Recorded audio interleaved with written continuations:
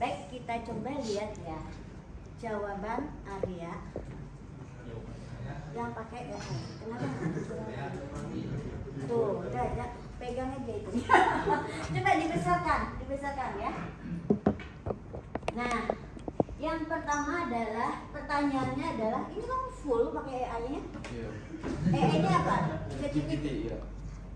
Oke.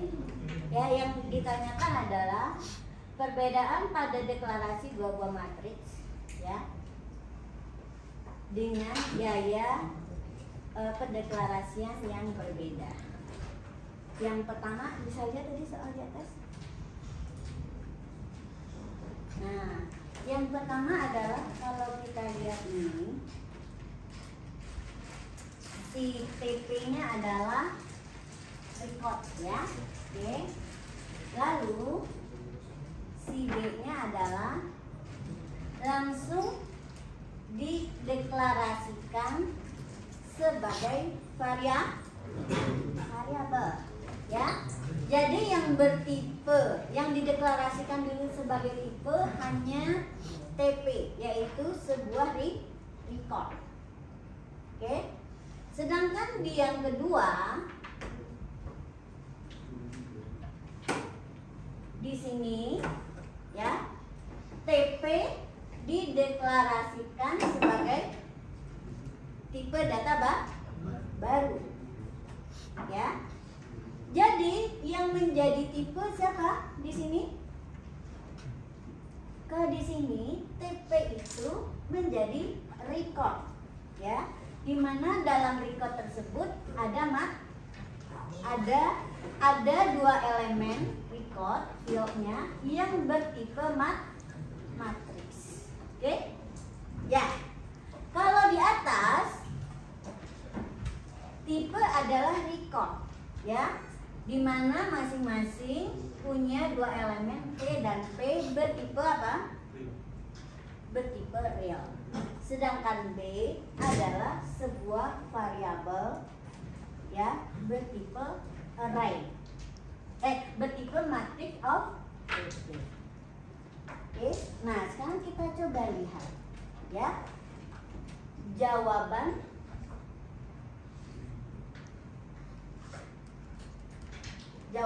si jawaban AI. Pertama, deklarasi pertama yaitu tadi ya, dimana dia adalah TP-nya adalah record bertipe elemennya masing-masing real ya. Kemudian ada B, variabel yang bertipe matrix of TP. Nah, jawabannya elemen matriks disimpan dalam tipe data TP yang merupakan sebuah record berisi dua buah field ya. Ini salah ya, T array dan TP ini salah ya, karena T-nya adalah apa? Field ya. Oke, field tapi T bertipe real kan, bukan array gitu ya. Jadi ini jawabannya salah makanya. Ya. Setiap elemen dalam matriks ini berisi kombinasi temperatur dan tekanan. Ya. Jadi kalau kita gambarkan, ini ada B ya. Ada B. B ini sebagai variabel, di mana dia adalah variabel bertipe matriks of TP ya, di mana TP ini pasangan T dan B ya, sehingga bentuknya ya ada baris dan kolom, di mana setiap elemen B itu adalah pasangan T dan P. Ini versi yang pertama ya, cara pendefinisian pertama. Cara pendefinisian yang kedua, oke. Ingat B-nya tadi adalah sebuah tipe, ya kan? Bukan B-nya yang sebuah tipe, Tapi kita definisikan dulu TP sebagai apa? TP adalah ya sebuah record ya terdiri dari apa?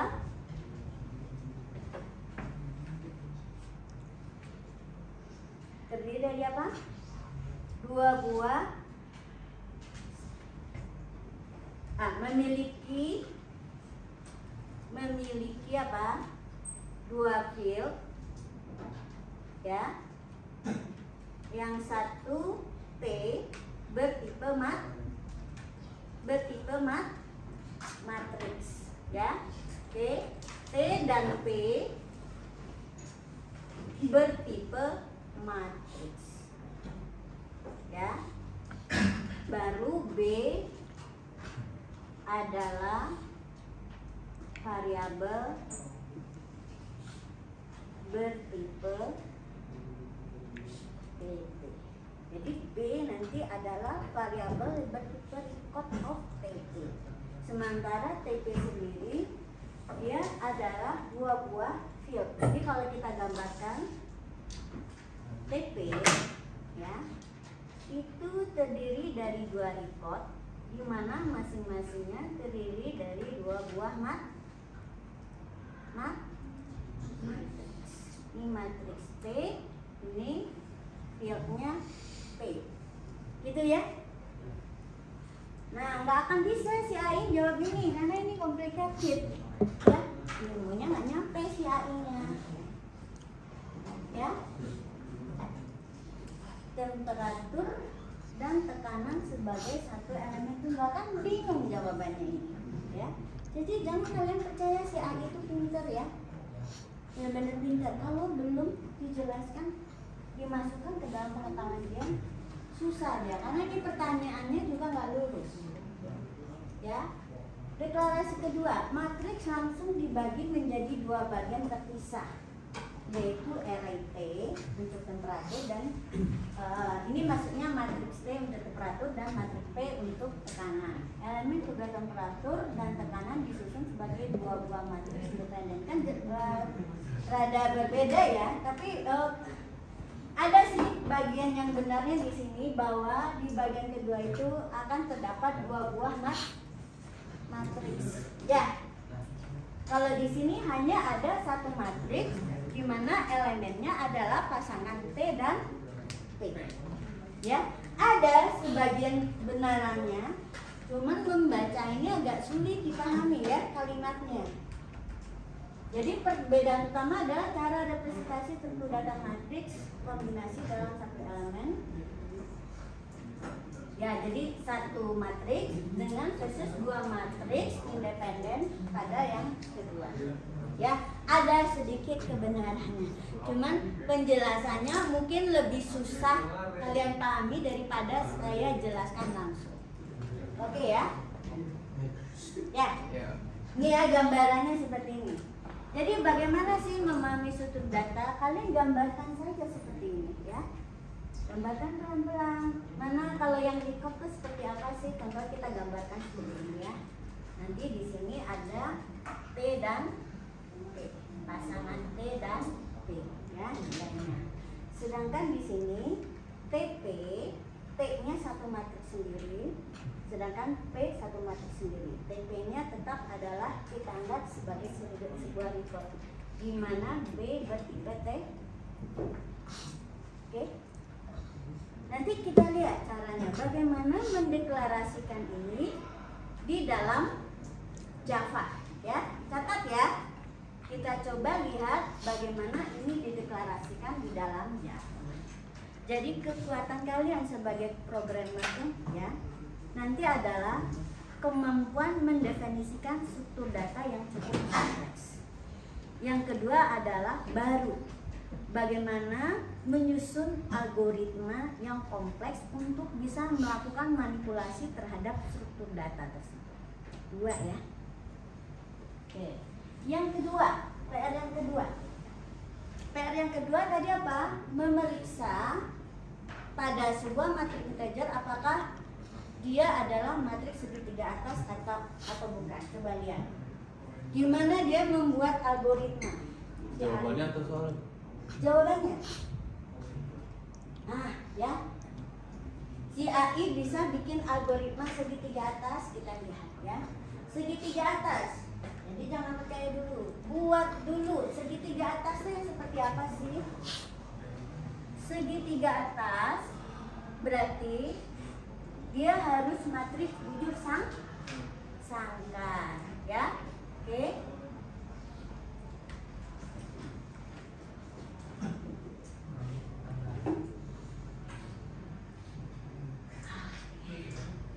Nah, matriks bujur sangkar itu elemen, ya, elemen mulai diagonal ke atas dia punya nilai, sedangkan yang di bawah diagonal nilainya adalah 0. Coba kita lihat perbandingannya.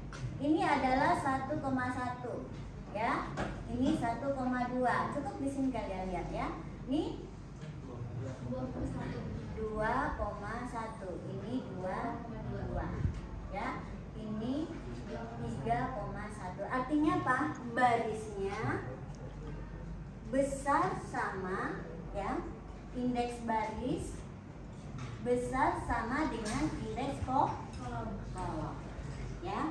Jadi patokannya nanti, ya, dalam algoritma traversalnya kita memeriksa setiap elemen yang indeks barisnya besar sama dengan kolom.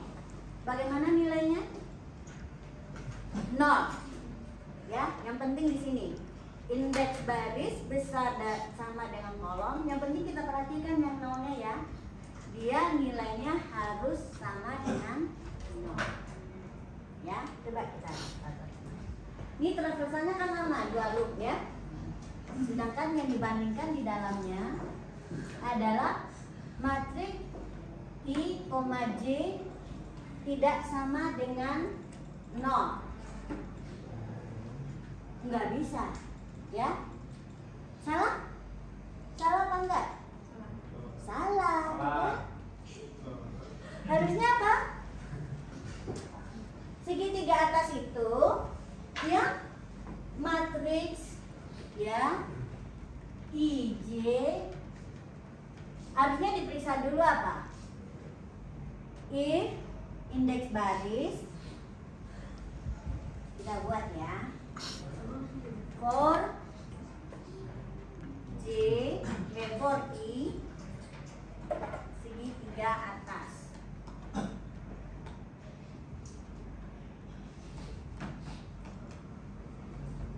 For I sama dengan 0, kita mulai dari 0 ya?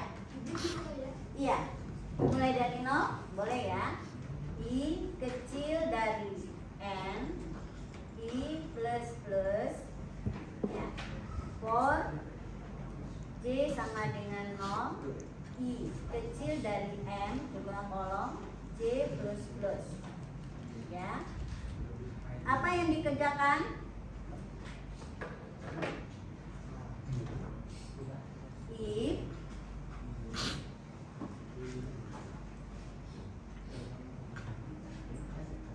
If apa? If I besar sama dengan J, besar dari J ya, besar dari J, kan ini besar dari J, oke? If I besar dari J, kita periksa dulu indeksnya, ya, baru periksa nih nilai. Jadi kalau I-nya besar dari J, baru kita periksa nilainya, ya. If I besar dari J, if, baru pakai if lagi, matriks A I J, A I J sama dengan 0, baru ya dicek apakah dia sama dengan 0. tidak sama. Kalau kita tahu ya, kalau dia tidak sama dengan 0 di sini berarti apa? Baru return false. Ya. Maka return false. Harusnya jangan maksa seperti ini ya. Kalau logikanya kan ini ya, dia maksa seperti ini. Kalau saya sih, oh ya nggak apa-apa juga, ada 2 titik ya, 2 titik kembali di sini. Kalau dia returnnya true, ya berarti dia selesai memeriksa dan si AIJ-nya sama dengan tidak pernah mengembalikan nilai false. Jadi yang pada di sini nilainya selalu benar, diperiksa sampai akhir.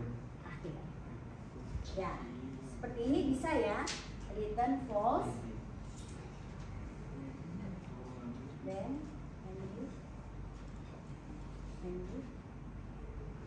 ya, oke. Bisa, cuman sebetulnya ada cara yang lebih bagus ya. Di sini return true. Ya. Cara lain gimana? Cara lain di sini adalah gunakan variabel boolean. Ya, kalian pasang dulu variabel boolean di awal dengan nilainya adalah true.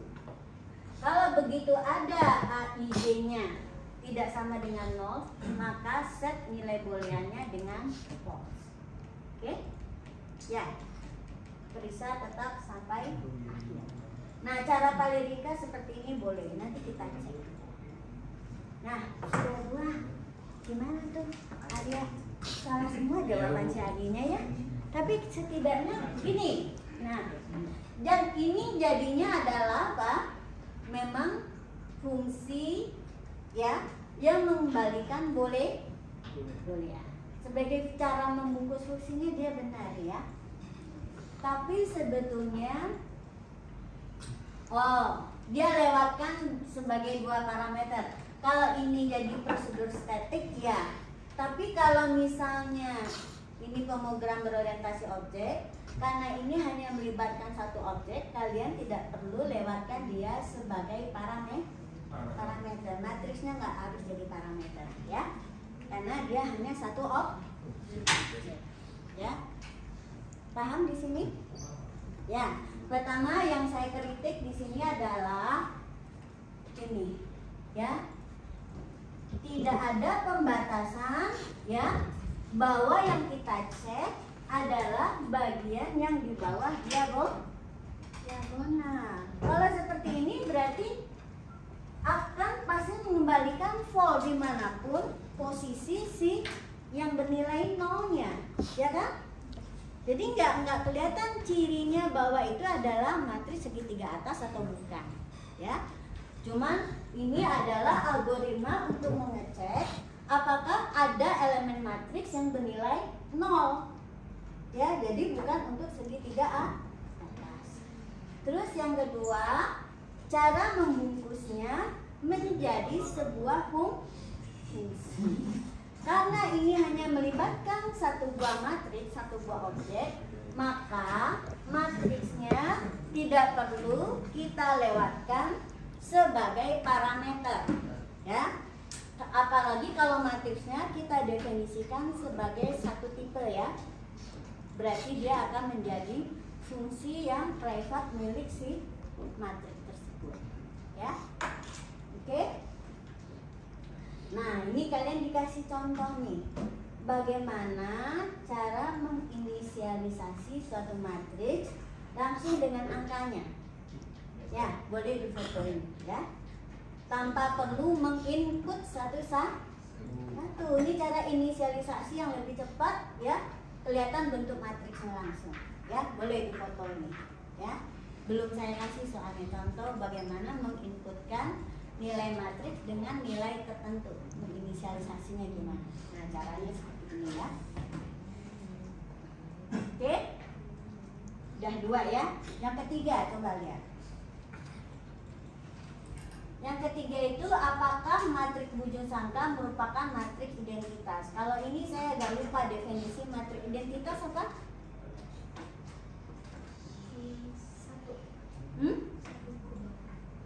Satu ke bawah gimana?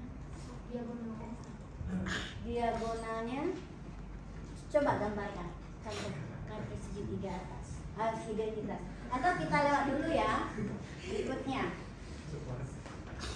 nomor berikutnya. Untuk menghitung frekuensi huruf A. Nah ini kan contoh untuk matriks of karakter. Nah kalau ini benar ya. Baru satu sematriknya benar nih. Ya si A-nya.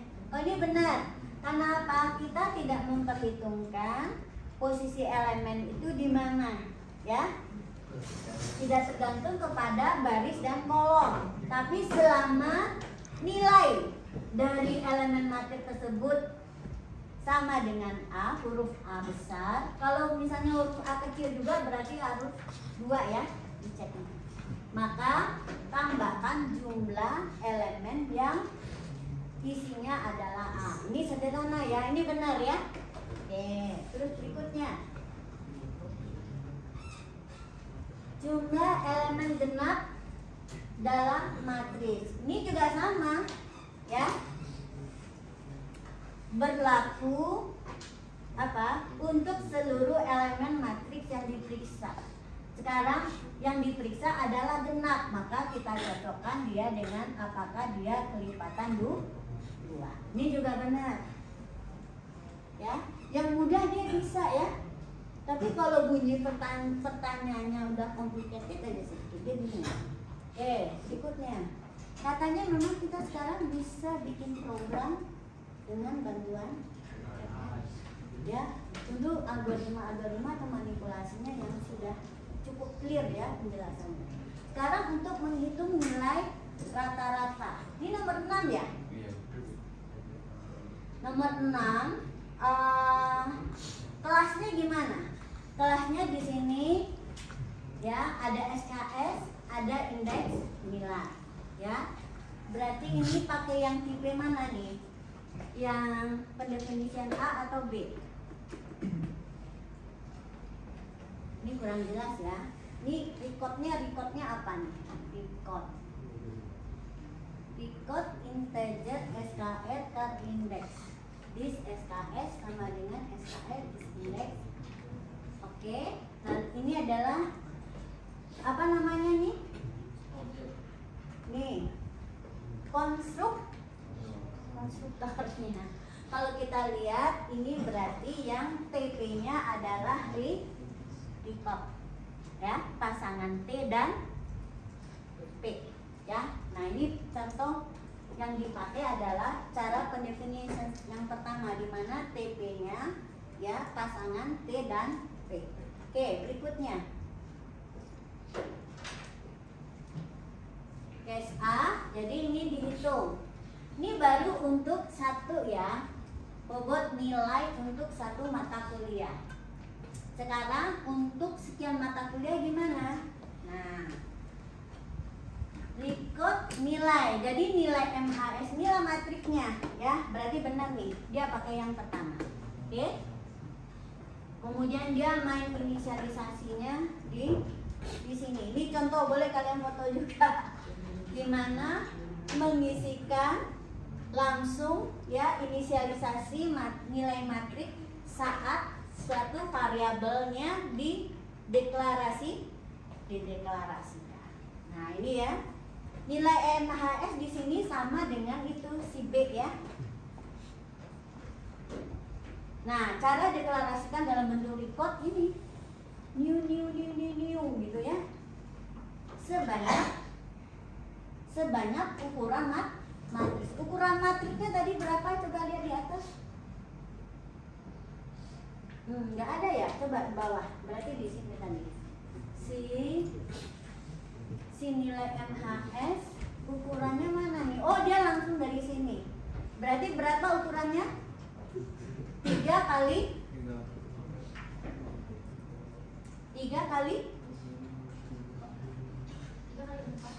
4. Dari mana tahu 4? 1, 2, 3 ya. Nih, jadi mahasiswanya ini 3 mata pelajarannya juga 3 3. Jadi 3 kali 3 ini ya. Ada 3 mahasiswa, kemudian mata pelajarannya 1, 2, 3. 3 kali 3. Ya. Jadi barisnya adalah jumlah mahasiswa, sedangkan kolomnya adalah jumlah mata kuliah. Oke. Nah, kemudian dia untuk menghitung. Nah, coba terus ke atas. Nah, untuk menghitung IPK berarti apa? Pakai berapa loop nih? 2 loop ya. Tetap 2 loop. Loop yang pertama adalah mahasiswa, loop yang kedua adalah mata kuliah. Ini adalah menghitung IPK rata-rata untuk satu mahasiswa yang di dalam. Terus loop yang kedua untuk sebanyak jumlah mahasiswa. Nah, yang ini dia benar lagi. Ya. Jadi kalau logikanya clear, memang si A ini nggak tahu dia ada lumayan menghasilkan yang betul gitu ya. Jadi berapa tadi yang salah? Padahal matriks segitiga itu juga mudah ya. Tapi kurang benar tadi dia jawab.